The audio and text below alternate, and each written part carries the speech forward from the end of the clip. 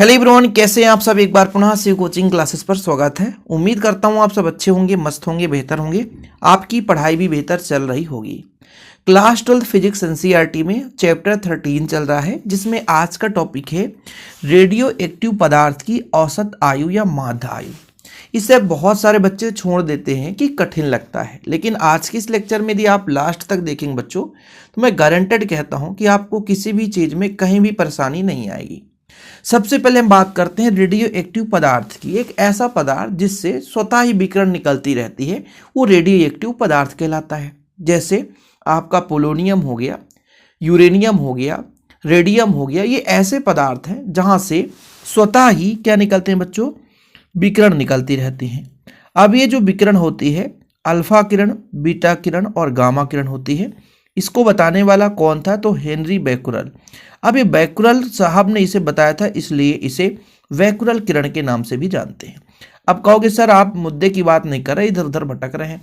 अरे भाई साहब, इधर उधर भटकने की जरूरत इसलिए है क्योंकि इसका पृष्ठभूमि आपको क्लियर नहीं रहेगा कि ये रेडियो एक्टिव पदार्थ है, ये कहाँ से आया। तो सन 1896 में, ठीक है, फ्रांसीसी वैज्ञानिक बैकुरल साहब ने बताया था, प्रयोग कर रहे थे रेडियो एक्टिव पदार्थ पर। तो उन्होंने ये देखा कि भाई साहब हमारे पास ये आपका पदार्थ है और इसको हम कहीं पे रखते हैं तो यहाँ से कुछ किरणें निकलती हैं स्वतः, ठीक है, कुछ तो विक्षेपित होती हैं और फिर इन किरणों के बीच इन्होंने एक प्लेट लगाया।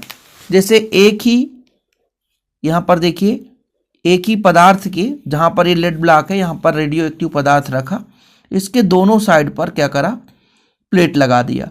जैसे यहाँ पर मैं कहता हूँ एक पर ऋणावेश है और एक पर धनावेश। जैसे इस पर मैं धनावेश कर देता हूँ, इस पर ऋणावेश। तो इन्होंने देखा कि कुछ किरणें ऋणावेशित प्लेट की ओर, कुछ किरणें धनावेशित प्लेट की ओर और कुछ किरणें सीधे चली जाती है, जिसे हम अल्फा बीटा गामा किरण के नाम से जानते हैं। अब इनका नाम कैसे पड़ा, जैसे आप जन्म लेते हैं तो आपका नाम पड़ जाता है, नाम रख दिया जाता है। ऐसे बैकुरल साहब ने नाम रख दिया। इन्होंने बोला जो कि ऋण की ओर जाता है वो धन आवेशित है, उसे अल्फा दे दिया। जो धन की ओर जाता है वो ऋणावेशित कण है, उसे बीटा दे दिया। और जो कहीं नहीं जाता वो गामा है। तो ये आपका निकल कर आया हेनरी बैकुरल साहब का एक प्रयोग। उन्होंने अपने प्रयोग में बताया कि रेडियो एक्टिव पदार्थ ऐसे पदार्थ हैं जहाँ से विकिरण स्वतः ही निकलती रहती हैं। उन विकिरण में जो सम्मिलित रूप है अल्फा कण, बीटा कण और गामा कण। इससे अर्थात मतलब अल्फा किरण, गामा किरण, बीटा और अल्फा, बीटा और गामा तीनों किरण के रूप में हम जान सकते हैं, या इसे आप यदि कण कह देते हैं बच्चों तो भी कोई दिक्कत नहीं है। अब आगे चलें बच्चों। अब देखिएगा, जैसे मान लीजिए ये हमारे पास एक क्या है, रेडियो एक्टिव पदार्थ है। इसमें प्रारंभ में जब टाइम t बराबर 0 रहा होगा तो परमाणु की संख्या बताओ कितनी रही होगी, परमाणु की संख्या। अब देखिए ये जो पदार्थ है उसमें परमाणु होंगे और जो अल्फा बीटा गामा किरण निकल रही ना बच्चों, वो परमाणुओं की संख्या ही वो कण के रूप में निकल रही है, जिससे वो किरण बन जा रही है। समझ रहे ना। तो प्रारंभ में इसकी परमाणुओं की संख्या n रही होगी, लेकिन जैसे जैसे यहां पर विकिरण निकलते जा रहा है तो कहीं ना कहीं इस रेडियो एक्टिव पदार्थ का क्षय हो रहा है। क्षय होने का तात्पर्य यह है कि परमाणुओं की संख्या में कमी हो रही है। तो टी समय पश्चात, टी समय बाद जो परमाणुओं की संख्या बच्चों, परमाणुओं की संख्या है कितनी हो जाएगी, परमाणु की संख्या भाई कुछ ना कुछ तो बदलेगी। तो पहले n नॉट था या n0 हम जिसे पढ़ते हैं, n नॉट भी कह सकते हैं।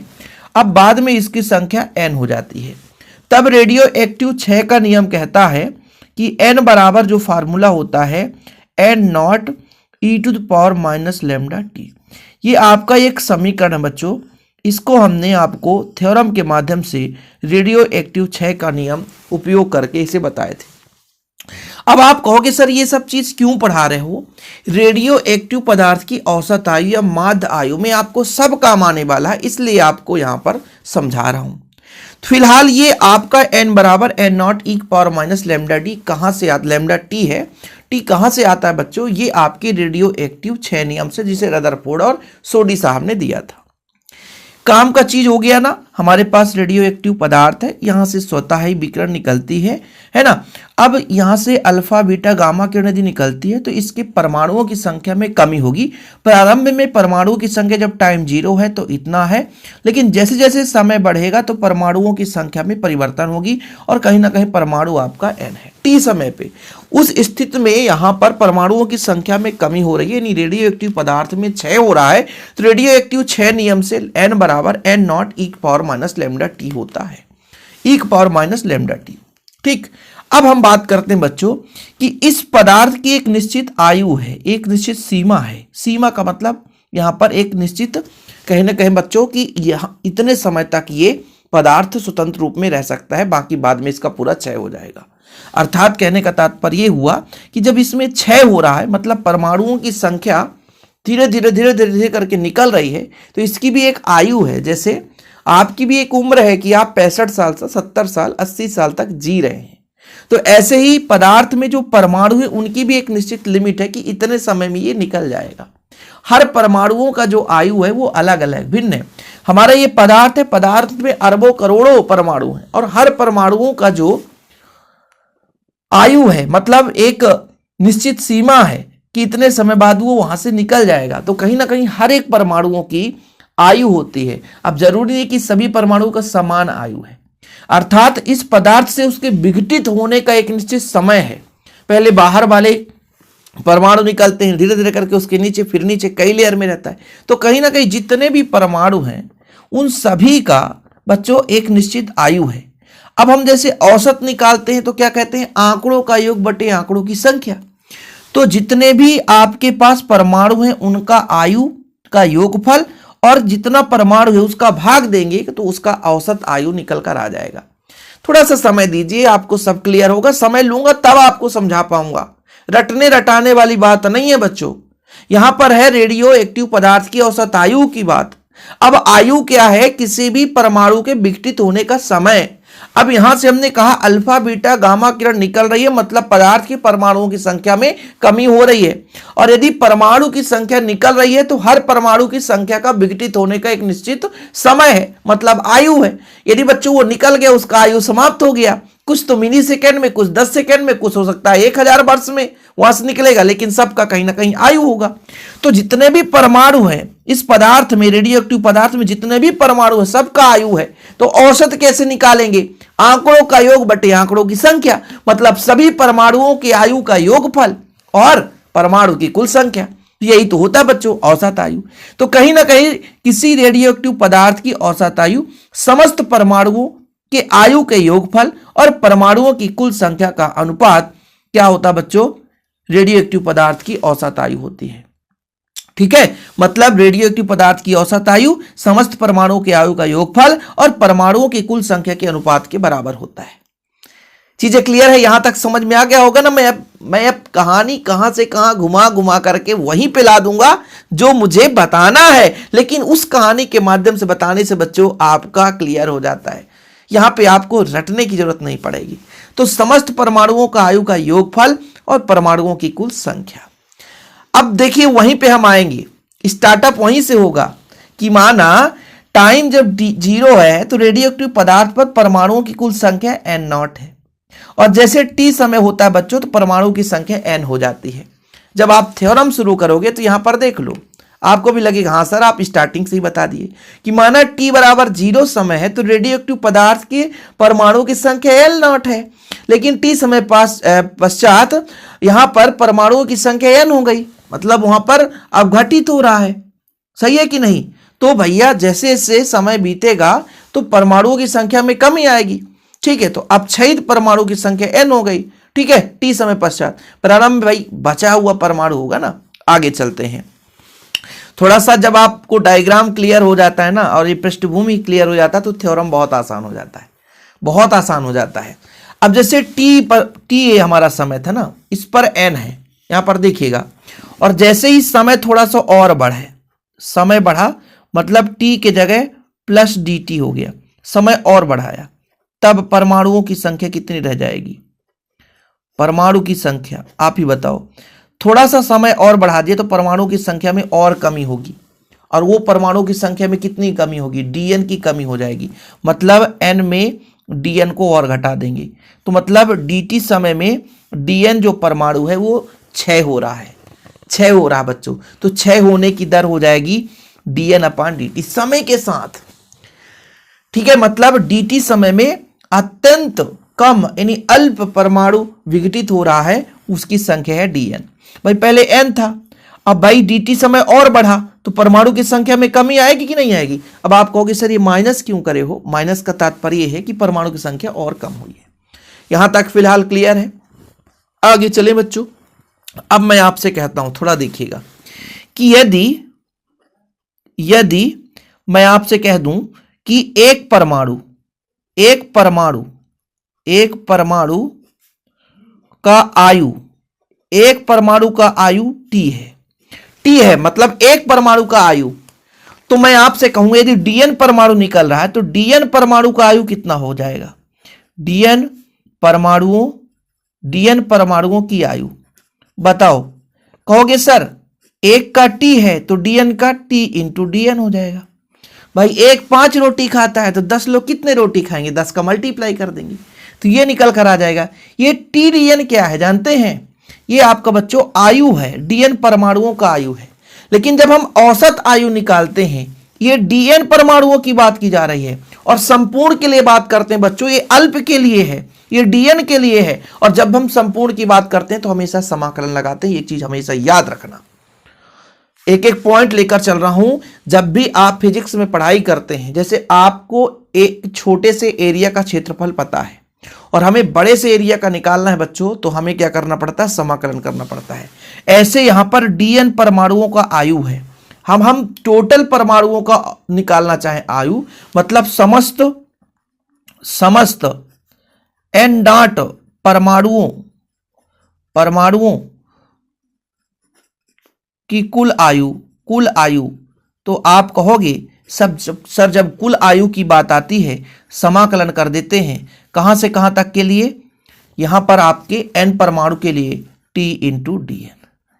एक एक पॉइंट निकाल रहा हूं क्योंकि मुझे निकालना है ना जितने भी परमाणु हैं उनके कुल आयु का योगफल, तो यही तो है मेरा कुल आयु।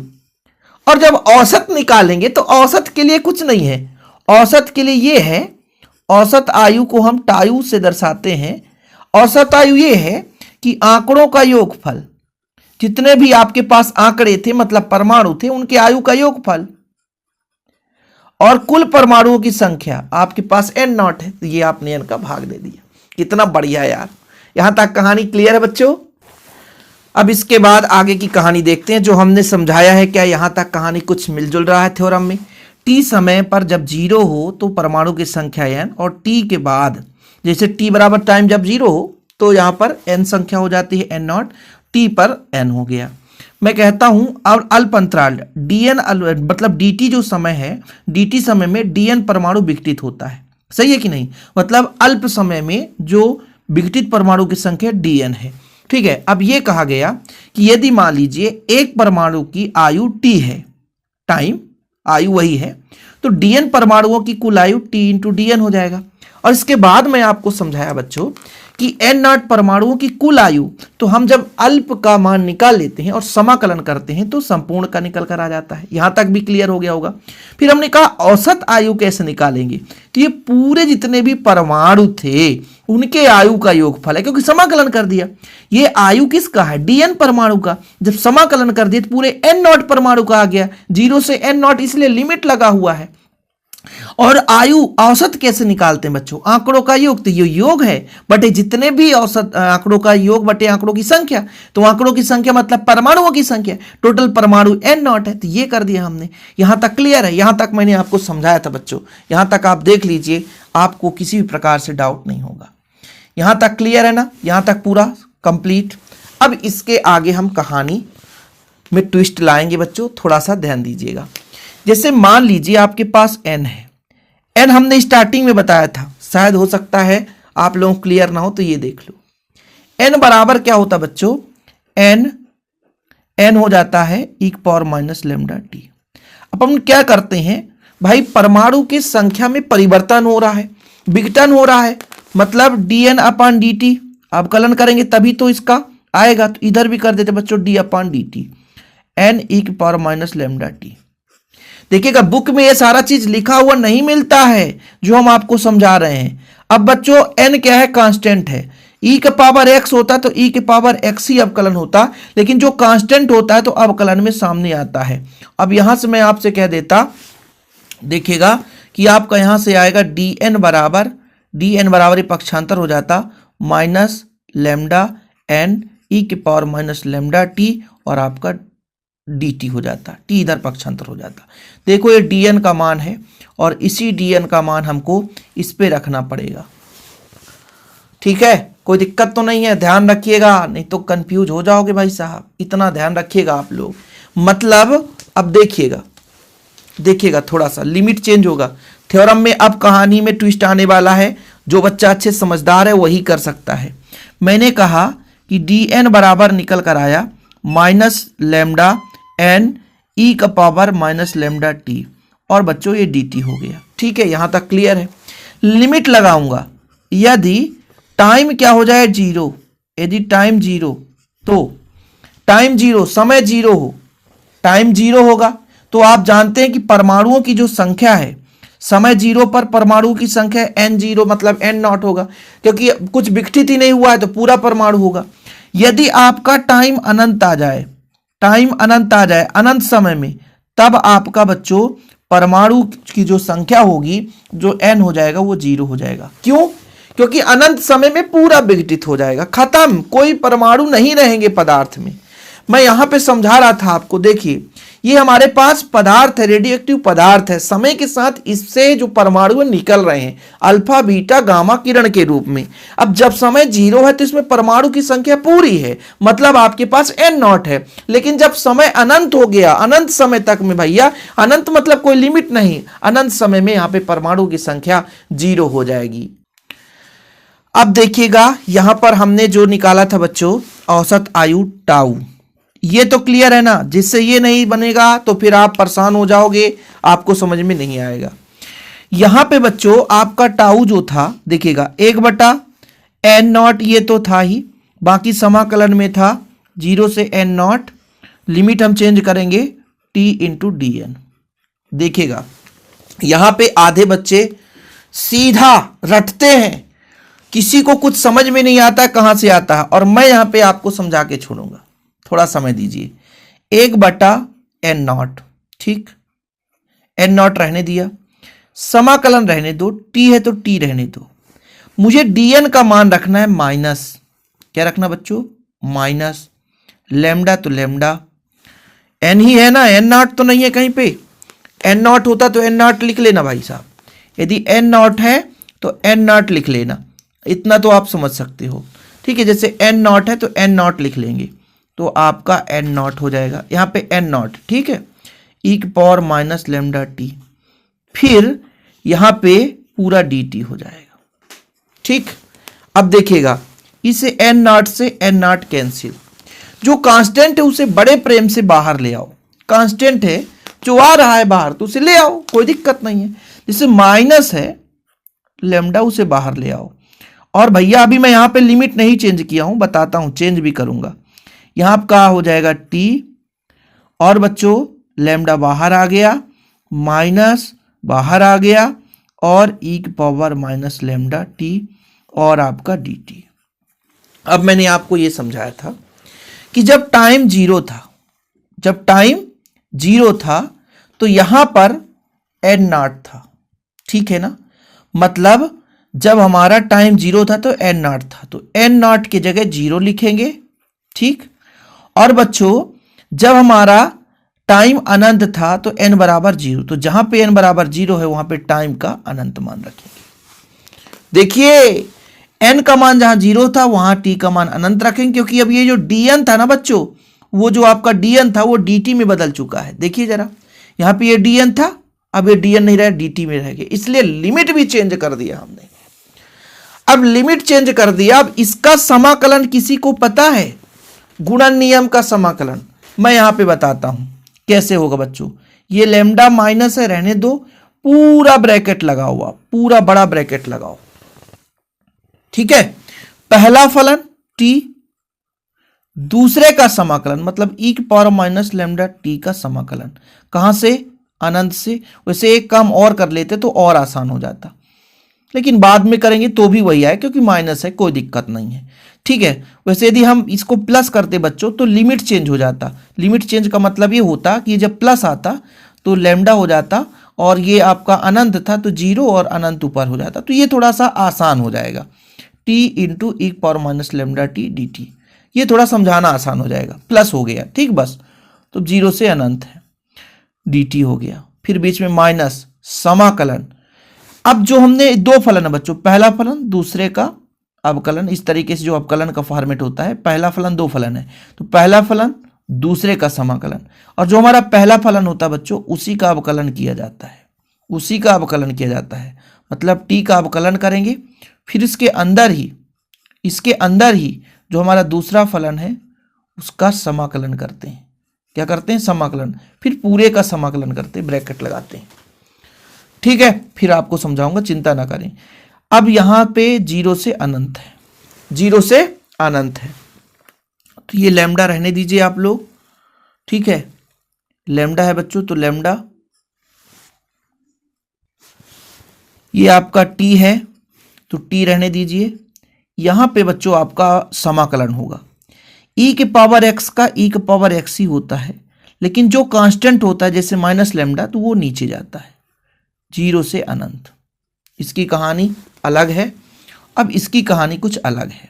इसकी कहानी कुछ इस प्रकार से है कि भाई साहब समाकलन है जीरो से अनंत, इसको रहने दीजिए। टी का अवकलन टी के सापेक्ष में एक हो जाता है, और इसका जो समाकलन है ई के पावर एक्स का ई के पावर एक्स होता है, लेकिन जो कांस्टेंट होता है वो नीचे आता है, फिर डी हो गया। ये चलने दो, कोई बात नहीं है बच्चों, फिर से मैं आपको समझा रहा हूं। पहला फलन दूसरे का समाकलन, ये फार्मूला होता है। जो पहला फलन है उसका अवकलन करते हैं और दूसरे का समाकलन करते हैं, फिर पूरे का समाकलन करते हैं। मतलब सेकेंड स्टेप में, पहले स्टेप में पहला फलन दूसरे का समाकलन, चलो ठीक है। यहां पे जो सेकेंड स्टेप होता है तो पहले का अवकलन दूसरे का समाकलन फिर पूरे का समाकलन। ठीक है, ये dt जो है समाकलन का चिन्ह है। पहले हम दूसरे का समाकलन करते हैं और पहले का अवकलन करते हैं, जो बचेगा तो उसका समाकलन कर देते हैं। ठीक बच्चों, अब ये जो माइनस है और ये माइनस है वो कट जाएगा, प्लस हो जाएगा। ठीक, आगे चलें, आगे चलते हैं बच्चों। लैम्डा है, रहने दीजिए, कोई दिक्कत नहीं है। टी है हमारे पास, रहने दीजिए। अभी यहां पर माइनस ई का पावर माइनस लैम्डा टी है, रहने दीजिए, और माइनस लैम्डा इसको भी रहने दीजिए, जीरो से अनंत। इसमें कहानी में ट्विस्ट आने वाला है। इसमें थोड़ा देखिएगा क्या होगा। फिर से अवकलन करेंगे तो एक बटा लैम्डा तो कांस्टेंट है वो बाहर आ जाएगा। फिर से जब अवकलन नहीं, समाकलन है यार, समाकलन ध्यान रखना। ई के पावर एक्स का ई के पावर एक्स आता है बच्चों, लेकिन फिर से कांस्टेंट है वो नीचे आ जाएगा, और लिमिट में जीरो से अनंत रखेंगे। ठीक है, जीरो से अनंत रखेंगे, कोई दिक्कत नहीं है। ये लैम्डा सबके साथ गुणा होगा, सबके साथ। तो जब यहां पे गुणा होगा तो ये खत्म होगा, यहां पे गुणा होगा तो ये खत्म, तो यहां पर बचेगा टी।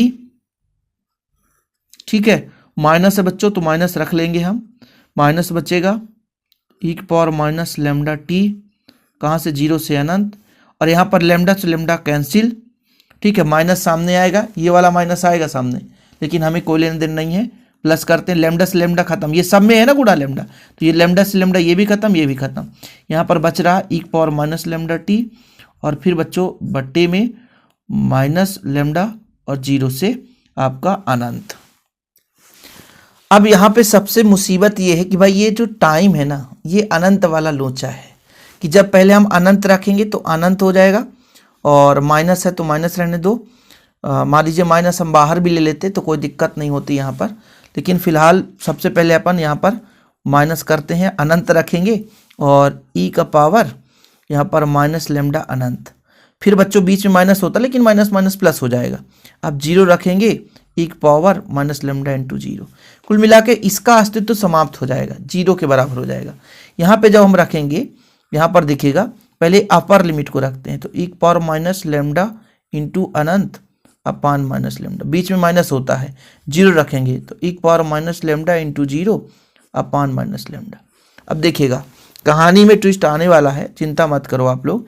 ये जब अनंत रखते हैं ना बच्चों, अनंत, तो ई पावर माइनस अनंत ही आएगा, ई पावर माइनस अनंत बटे लेमडा, और यहाँ पर आपका माइनस माइनस प्लस हो जाएगा, यहाँ पे आपका आ जाएगा ई की पावर 0 अपॉन लेमडा। ई के पावर अनंत है ना बच्चों, इसका मान 0 होता है, ध्यान रखिएगा, और इसका मान 1 होता है, तो आपका आ जाएगा 1 बट्टा लेमडा। ये टाउ का मान आ गया, ये टाउ का मान आ गया। एक एक स्टेप समझाया हूं, समय भले लग रहा है, करें क्या भाई, करें क्या, समय तो लगेगा ही। ये कहानी पूरा ट्विस्ट आ गया है, और यहां से आप लोगों का पूरा सिस्टमेटिक लिखा हुआ है, ठीक है। ये आपका समाकलन का पहचान है बच्चों, डायरेक्ट है।